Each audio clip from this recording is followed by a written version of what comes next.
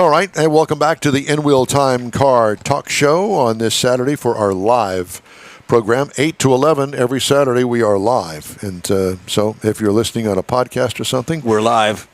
We're not live if you're listening on a podcast. But we're not dead either. No. We're just doing other things. So We're similar. we are. Well, look who's decided to show up. Ladies and gentlemen, Sergeant Stephen Woodard from the Department of Public Safety, also known as the State Trooper Extraordinaire. That's what I was Stephen, thinking. good morning. Hey, good morning. You know what we say out here in the streets. Ain't no party like an in-wheel time party. What streets are you hanging out on? You're at the house? No, I'm in the office. Come on now. This is your office? Yeah, this is the office. I mean, it's nothing much to it. Hot tub. I guess. Well, so I'm on my laptop because that whole internet computer glitch shut down all of our DPS systems. Isn't that something? Are you serious? And it's not back up yet? Yeah, and I don't know if my driver's licenses or offices are up yet. I won't know that until Monday. But I'm rebooting things on my main computer. But hey, I'm in the office, and I mean nothing much to look at, just a bunch of junk, like Fred Sanford. My troops call it a museum. Oh, it is. It's the Woodard Museum, which is famous around the world. Let me show you something real quick. So I collect state trooper hats. Ah. So if you go around here, let's see if I get an angle. So I got all state trooper hats all the way around the office, and from obviously pretty much every state in the United States. Oh, very cool. There's a story. I don't have a California Highway Patrol hat, but I got a California Highway Patrol motorcycle helmet. Oh, that's cool. But, nice. There's a story behind each hat, and it's whatever. Half of the time I'm not in here. We collect warrants here at In Wheel Time. Warrants. All right, let me log off. I'm on my way. Exactly. Go ahead. I'm sorry. No, you go ahead. No, I will tell you, I consider myself blessed. After that crazy storm, I just had some minor inconveniences like a fence. I'm just really grateful we didn't lose power, because that gave me the ability and the peace of mind to go out and help our community. I tell you something, fellas, it's hard going out into the community and your homestead is all messed up. So I was one of the lucky ones. A fence is nothing, just prop it up and roll. But I spent the majority of my time down in Matagorda County. We're still down there providing help. And there's still some individuals, as you know, that do not have power. So big shout out. And can I do shout outs on this program? Absolutely. Yeah. Big shout out to our troopers coming in from various areas, helping out the city of Houston. And again, I know Houston gets a lot of the highlight, but man, our folks in our outlying areas like Brazoria County, Matagorda County, etc., man, they were displaced. So a lot of troops came down to help out to man streets and roadways, because a lot of police agencies were displaced. So we had to fill in the gaps. A lot of agencies came down from other cities like Dallas, Fort Worth, etc., to help out Houston. So, hey, I will tell you, hurricane preparedness is important. And if Barrow didn't teach you anything or kind of stir some things up, I mean, I don't know what will. So let's just be mindful. Obviously, we know about our hurricane preparedness kits, and I have a layout of that on our website, the texasdps.gov, of examples of kits. I have a few items here in the office if folks need some stuff to kind of start, because that's what we do here on In Wheel Time. We help out our community by entertaining them and giving them actual car facts to keep them safe. And we do this, so I can help you out with that. But I want to talk about the intersection. I want to talk about the four-way stop. Oh my God! Thank God, Steve. I didn't know this was a church program. Does the Amen, brother. Does the stupid come out at a four-way stop when the lights out? I have never in my entire. I never use the horn. I had to use the horn several times in the past week trying to get through a four-way stop. People don't know what to do. It's Brother one of the Morris, first things you learn in driving class. Yield to the right, my friend. It's so Brother easy. Morris, I'm like a dentist. I hit a nerve. Yes, you did. Oh my God! It's like, please continue on. My rant could go on. Well, no, you hit it. You hit it without a doubt. I mean, I don't really have to say much, but I want to take a little bit of time to talk about the old cliche and the reminder. So obviously, we know when we come to a four-way stop lights are at all four corners and the lights are out. We know, hell, it can be a small wind and the lights, the light system will go out in Houston. Yep. But there are two different systems. All right, I'll explain this to you. So obviously, when the lights are out completely, there is a complete power outage somewhere, and we have to wait on the city of Houston, along with that electric authority, to figure out what they're going to do with that. If the lights are blinking, then there was a power outage surge, and these intersections have to be reset. So there's an outage and there's a blinkage. So when this blinking, the lights have to be reset, and that's simple with a bone key. I have one in my patrol car. It's literally a brass key. I can go to the box, open it, and I can control the actual signal. Somebody has to get there to do that. Yeah. Power outage, no lights are out. So state of Texas says this. It says that we need to treat that intersection as a four-way stop, as if there's stop signs there. All right, I think we probably, I don't want to get into the numbers of tickets because I don't want folks to think that we're just out there writing tickets, but I will tell you, unfortunately, we had to write a bunch of them. And a lot of folks were like, man, really, doing a storm? Well, I mean, come on. So we treat it like a four-way stop. Two categories I want to talk about. Me and Brother Mars, we show up to that blinking light. I get there first. I won. Yep. First man Yep. wins. That's right. Done deal. That's it. Mic drop. Now, here is the problem. Myself, my Brother Mars and myself, we show up together simultaneously, in sync. Now, who's got the right of way? If you're in the black and white, you do. That's not right. Yeah. I'd shoot him. I'm just saying. Shoot him.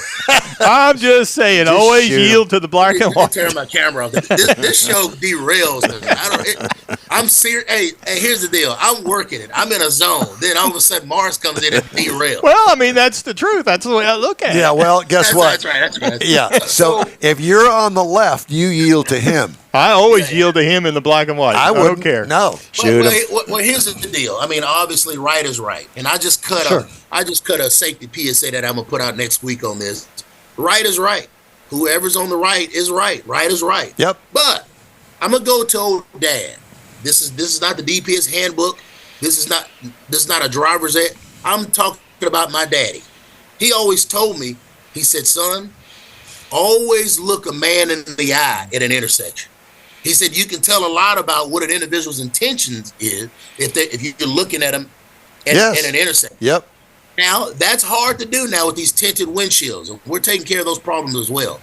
But always try to look an individual in the face to see what their intentions are. Now, I would say this. Man, just let that guy go. Even if he's right or even if you're right, I would just flash my blinkers, and if there's a doubt that this guy's going to continue along simultaneously with you at an intersection, let him go.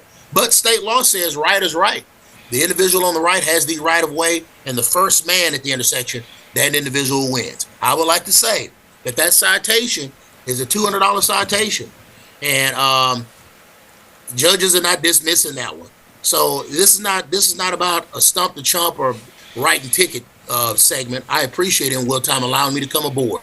But I'm telling you, it's always a problem, and crashes always hike up at intersections. I like the ones where the guy just blows through the whole thing, just right on through.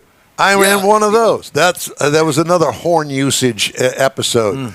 He just blew through there, and he knew that because he had to wait for all the other cars to. So he just gloms onto another car and he just blows through with the other car. Yeah, tag. I'm it. Yeah.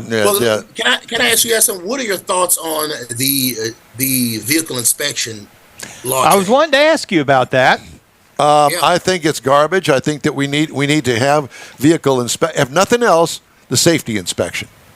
Yeah, We just yeah. take it for granted that most of the cars these days, pardon me, that most of the cars these days pass the emissions test. But Yeah, yeah. so Well, the interesting thing is, most vehicles will be eliminated from that actual inspection standard. And that came up under House Bill 3297, and it was passed, obviously, during our last 88 legislation. It was signed by law, and basically, I mean, I hate to use this word, but the word is it abolishes the vehicle inspection safety program for non-commercial vehicles, meaning the regular vehicle. Obviously, our 18-wheelers, in layman's terms, they'll still be under that umbrella. So this begins January 1st. January 1st. 2025. And we got a lot going on in 25. I can't wait till we get closer. I really appreciate In Will Time allowing me to come on through the years. I mean, especially with these metal plates these metal temp tags that are coming. I mean, they're pressing them right now. But that's another story. But it starts January 1st, 2025. And I think I sent Mars that press release we put out. And I mean, it just says these vehicles no longer need a safety inspection. But there's a however to that. The however obviously applies to commercial motor vehicles, but these vehicles that are in larger counties like Harris County, where we are, Travis, Barrett County, the largest cities, they'll still be up under the emissions umbrella. All non-commercial vehicles in our state will be subject to a $7.50 inspection program replacement fee, and this fee will be added to the total when you go get the vehicle registered with the Texas Department of Motor Vehicles. So here's the deal. Obviously, Mike mentioned about the emission. It all derives around the emissions. Certain counties fall under that. I already told you larger counties are part of that emissions program. Just off the top of my head, Fort Bend is one of them. Montgomery County, any larger county, they're going to be a part of that. But I will say this, it's still going to be the driver's responsibility to make sure that their vehicle is inspected. And the first thing a trooper looks at, this is a little known secret, when we walk to a vehicle, first thing that we're looking at, we're doing a cursory check of the vehicle. We're taking a look at tires, etc. So just be mindful that unsafe vehicle could be a contributing factor to a crash. But as of now, a lot of our smaller counties, they're off the hook. They're off the hook. So, hey, we just want to remind you guys of that. And then as we get closer to the end of the year, I'll go in depth, probably do a whole segment on that. Yeah, we need to, because we're running out of time here today. But I got lots of questions about that, particularly with my grandkids starting to drive and making sure that we're all on the same line. So we need to come back and revisit this a little bit later. Easy stuff. Well, lastly, I want to throw this to you. So we know that the Texas Department of Public Safety, we allow the Parent Talk program. The interesting thing about the Parent Talk program is parents are forgetting to do the parallel parking portion. And they're teaching the kids how to turn left, turn right, initiate the turn signal, etc. But when the young man or young lady arrives to the DL office to do their test, they fail because they cannot parallel park. Parallel parking is interesting. All four of us may parallel park once a year? Maybe. Yeah. And I'll tell you what, Steve, the real good thing are those vehicles that have the automatic parallel parking. So you said, okay, we're going to do the parallel parking test. Don pushes the button and I got it knocked. There you go. There you go. And as I get ready to go, because Mike is pulling out the hook, what is the reason for parallel parking? Well, basically parallel parking is designed to let us know that an individual can operate a vehicle at slow speeds, and it gives us a backing test. So, interestingly enough, I'm here at my office in Rosenberg. I'm meeting a young lady at 10 o'clock. Out of the graciousness of my heart, I'm not doing this for everybody, but her dad had problems teaching her how to parallel park. I said, hey, man, I'll be at the office. Meet me at 10. I'll teach her how to parallel park like a pro. Are you going to be the Coach Macy and go, you can't talk, you stop doing it that way. You get Is it going to be one of those? Yes. Hey, I appreciate y'all through the years. Thank you for always letting me come on and share my little message. We love you, know Stephen Woodard. I love you too. All right, you take care, man. Thanks so much. Steve Woodard, he is the man. Well, it's too late now, isn't it? Maybe not. We got to roll a commercial. Yeah. Yeah, we do. We do. Yeah. So we're going to take a quick break. But I'd like to remind you that if you'd like to get in touch with us, shoot us an email. The address is info@inwheeltime.com. The original group of Lupe Tortilla restaurants will have you telling your family and friends just what the original recipe means when it comes to the best fajitas in Southeast Texas. Founder Stan Holt invites you to visit the first Lupe Tortilla near I-10 and Highway 6. Here is the original house that inspired the design of all the rest and the original charm that helped make Lupe Tortilla the go-to destination for Houston Tex-Mex. Nothing can compete with the original lime pepper marinade that everyone will agree makes Lupe Tortilla award-winning beef fajitas the best anywhere.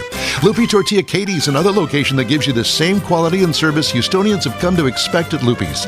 It's located on 99 the Grand Parkway at Kingsland Boulevard in Katy. Find yourself in Aggieland? Head to the Lupe Tortilla in College Station. Located just around the corner from Kyle Field, it's a great place to enjoy those famous frozen margaritas before or after the game.